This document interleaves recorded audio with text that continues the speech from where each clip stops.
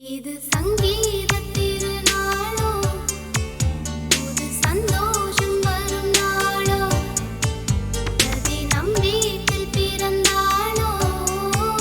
சிறு பூவாக மலர்ந்தாளோ, சின்ன சின்ன அசைவில் சித்திரங்கள் வரைந்தாள், முத்தமழை கண்ணம் விட நனைந்தாளே, கொஞ்சி கொஞ்சி பிஞ்சு நடை நடந்தாளே. இது சங்கீத திருநாளோ, புது சந்தோஷம் வரும் நாளோ, பிரதி நம் வீட்டில் பிறந்தாளோ, சிறு பூவாக மலர்ந்தாளோ.